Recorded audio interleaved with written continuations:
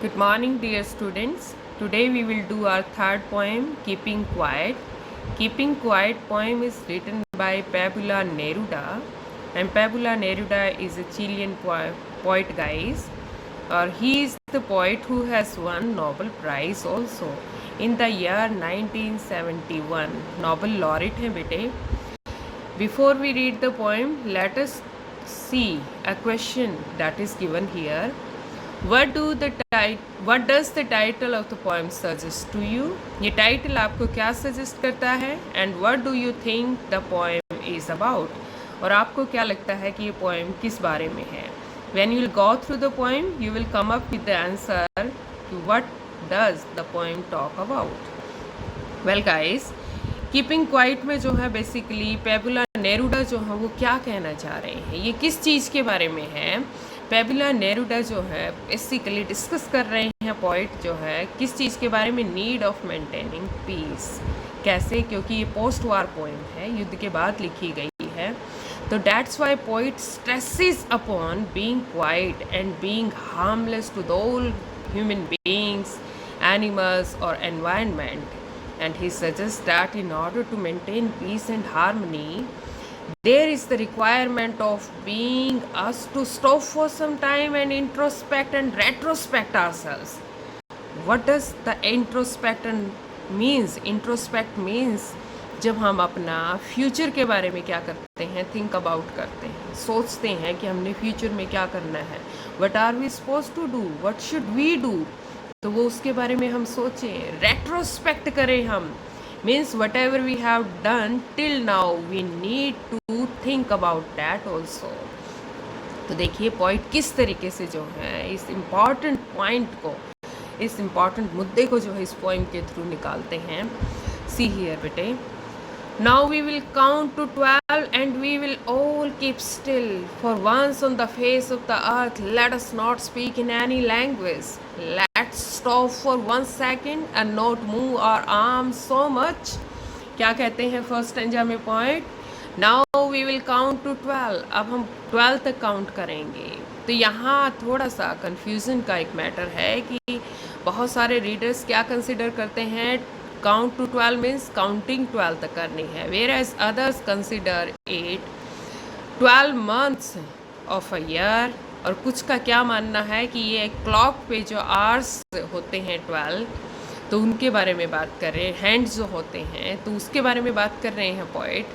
What ever be, लेकिन motive क्या है पोइट का, कि वो क्या कहना चाह रहे हैं कि वी ऑल कीप स्टिल, हम सब क्या हो जाएंगे, बिल्कुल स्टिल हो जाएंगे, शांत हो जाएंगे. क्यों शांत हो जाएंगे, किस लिए शांत हो जाएंगे? Let us see further. For once on the face of the earth let us not speak in any language. This will happen first time on the face of the earth that nobody will speak in any language. Why in any language? Because language is a kind of language. It's a kind of barrier to the people, because there are so many countries and so many languages and people are unable to express themselves to one another or each other. Why? Because people are not capable enough to understand all languages. That's why a poet is saying that on the face of the earth we people won't speak in any language. We will just be keep and silent and calm. Let us stop for 1 second. Poet is urging to us, let us stop for a second and not move our arms so much. चलिए हम अपने arms को, arms यहाँ पर 2 meanings दे रहा है बच्चों. Arms hands भी हो सकता है और आर्म्स वेपन्स यानी कि वेपन्स हथियार भी हो सकता है. The poet is saying that we will stop for a second and we will not move our arms so much. Means people, means the world was indulged in war and poet wants that it should not be more anymore. That's why poet is appealing so intensely, saying that we won't move our arms so much. See next stanza guys. It would be an exotic moment without rush, without engines. We would all be together in a sudden strangeness. Poet क्या कहते हैं कि it would be an exotic means strange, wonderful. delightful, unusual. Poet is saying that ये जो पल होगा वो क्या होगा, वो बिल्कुल unusual होगा, बिल्कुल strange होगा. Without rush, we people won't be rushing. Without tension, there would be no kind of noise. We would all be together in a sudden strangeness. We people will be connected in a kind of sudden strangeness. जब पूरी humanity एक साथ silence होगी तो you can well understand guys what kind of the moment will be that. बिल्कुल शांत, बिल्कुल सारी दुनिया शांत, अमेजिंग मोमेंट. सी नेक्स्ट स्टेंजा बेटे. Fisherman in the cold sea would not harm whales, and the men gathering salt would look at his hard hands. Fisherman मछुआरे cold sea में जिस तरीके से वो अपना सी में निकलते हैं और फिर वो चोट पहुंचाते हैं किसको, वेल्स को. Fisherman would look at that, they won't harm the whales any more and would look at his hurt hands. कैसे वो अपने चोटिल हाथों को देखेंगे. वो लोग मैन गैदरिंग सॉल्ट, जो सॉल्ट को गैदर करते हैं जिससे उनके हाथ जो है क्या हो जाते हैं, हर्ट हो जाते हैं, तो वो लोग थोड़ा सा रुकेंगे, अपने उन चोटिल हाथों को देखेंगे. Those who prepare green wars, wars with gas, wars with fire, victory with no survivors, would put on clean clothes and walk about with their brothers in a shade doing nothing. यह आपका बहुत ही powerful तरीके से जो है ये stanza poet ने यहाँ पे लिखा है. एक तरीके से सेटायर तरीके से चोट मारते हुए किसको, उन लोगों को जो क्या करते हैं, दोस्त हु प्रिपेयर ग्रीन वॉर्स, जो लोग ग्रीन वॉर्स जो है क्या करते हैं, प्रिपेयर करते हैं. वॉर्स विद गैस के द्वारा जो युद्ध लड़े जाते हैं, एडवांस जो फेज है जिस तरीके से लड़ते हैं उसमें. वॉर्स विद फायर से युद्ध लड़े जाते हैं. विक्ट्री विद नो सर्वाइवर्स, किस तरीके की जीत होती है, पोइट कह रहे हैं there is nobody left to survive, जिंदा कोई बचता ही नहीं है.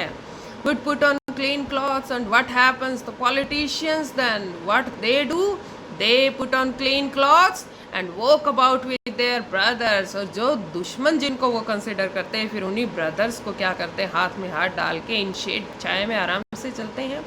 डूइंग नथिंग, कुछ नहीं करते.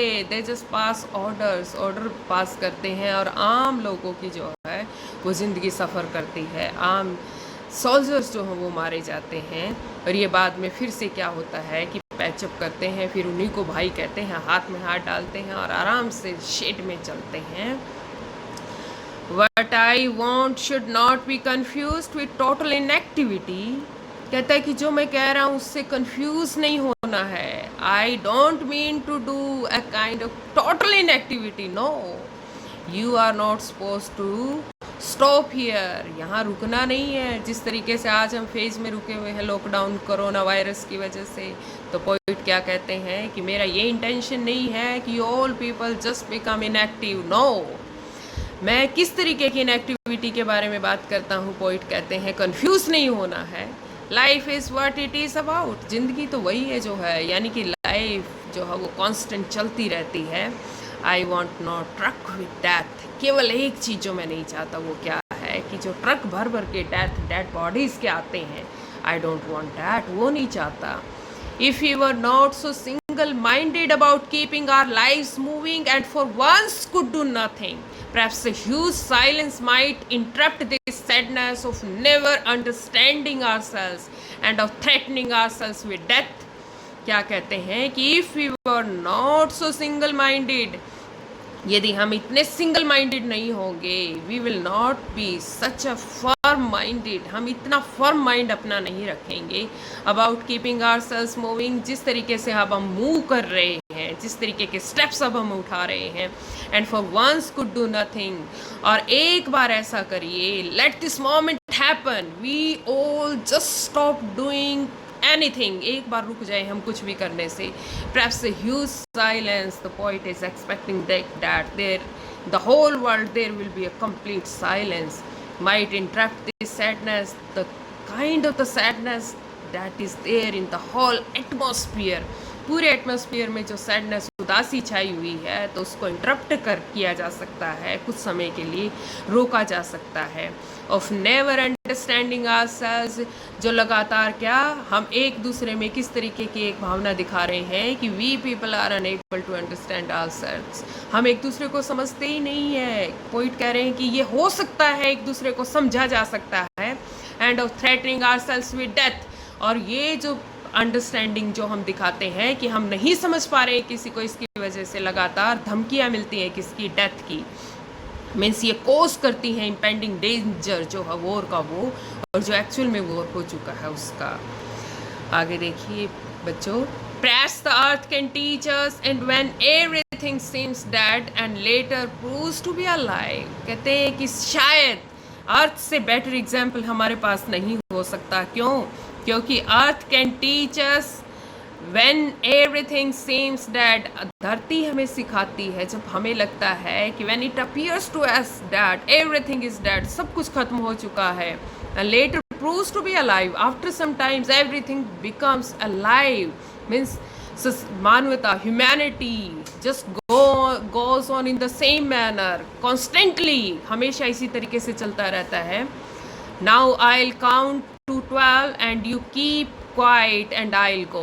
Now again the poet in the last lines also make a stronger saying that I'll just count up to 12 and then there will be a complete silence, kind of complete silence in the whole atmosphere and I'll go. तो guys आपने देखा कि ये बहुत strongly poet ने जो है ये पोइम लिखी है, किस पे, अगेंस्ट वॉर, एंटी वॉर ये पोइम है। होप है कि आप लोग इस पोइम को अच्छे से समझ पाए होंगे। ये आपके पोइट हैं पैबुला नेरुडा। थैंक यू बेटे।